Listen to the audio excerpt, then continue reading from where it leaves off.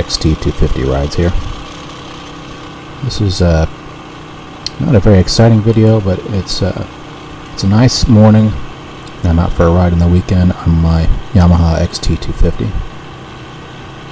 Still kind of learning after not riding for many years, so a little bit of a conservative rider, as you'll see.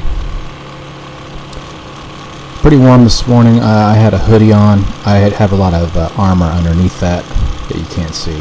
Well, you can see my knee pads there, but I wear a lot of protection. I'm middle-aged. I don't want to break something if I fall, or at least minimize what I break. So I call this the Kugler Mill run, but actually there were a couple other roads involved, Given Road and East Galbraith. I just think Kugler Mill sounds a little bit better. So I like to ride in the mornings when there's not a lot of traffic around. You'll see a lot of joggers on this route, but no, it's nice and quiet and the weather was perfect.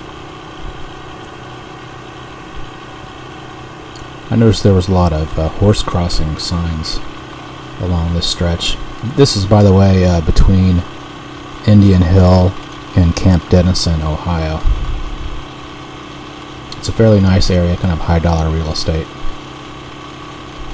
But yeah, a nice place for a ride, especially in the morning. And yes, I use a 360 camera, so I get funky camera angles like this, and I kind of like to play with them. I think it makes things a little more interesting.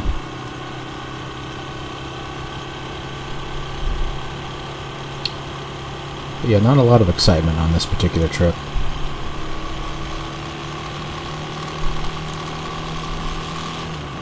There's a farm coming up here on the left.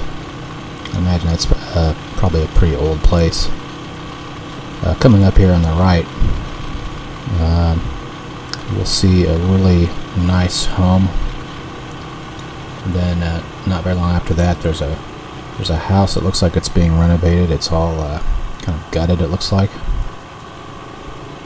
Like I said, this is kind of high dollar income around here, and these homes are, you know, $1 million plus, I would say, most of these that you're seeing in this video, which is part of the Indian Hill neighborhood.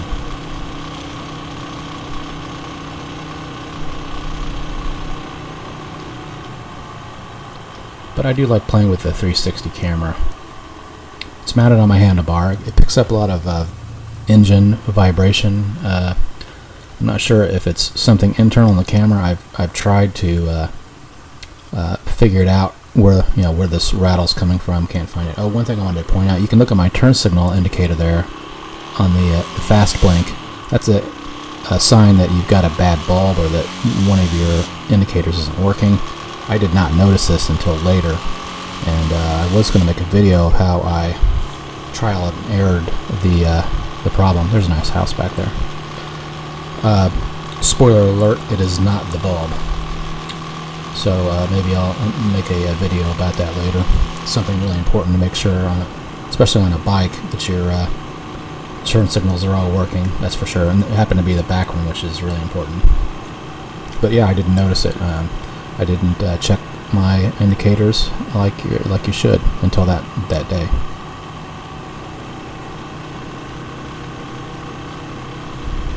I'd like to do another video too about the armor that I wear underneath this outer layer. Father's Day is coming up. I've already ordered a new jacket that has a little bit of extra armor in it and some armored jeans.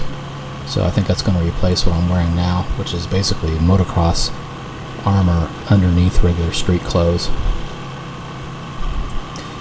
I get impatient with putting it all on, so I wanted something that I could just grab and go. Also something a little bit cooler for the summer months, because this is on this morning it wasn't that hot, but some of the videos I make after this, the weather's going to be getting really hot, and that'll be just too many layers for me to be wearing.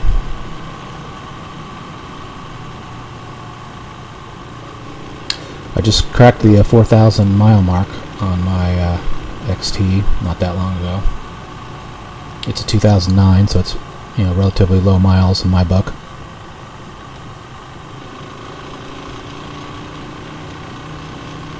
Actually, I had a problem with my speedometer. It read when I bought it. It read probably about 66% faster than it should, or something to that effect. I forget the exact number.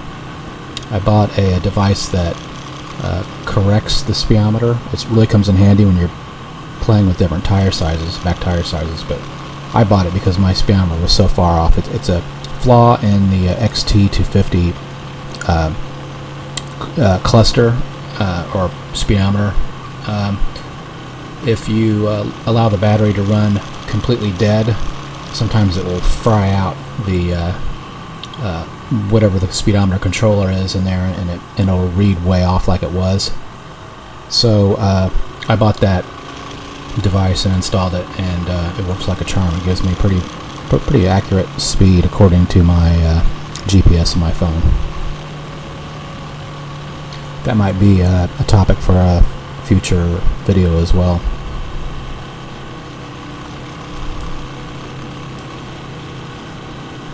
This is a very nice area through here.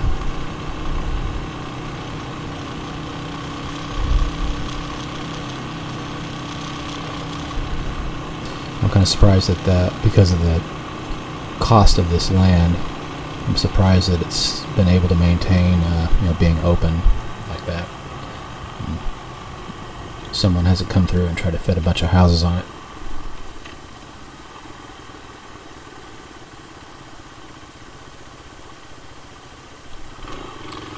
There's the Little Miami bike trail that I just crossed.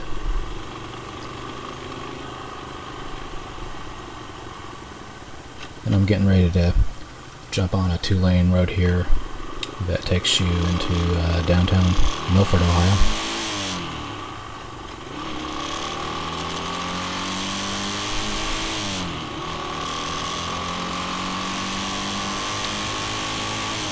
And that's about going to wrap up this video.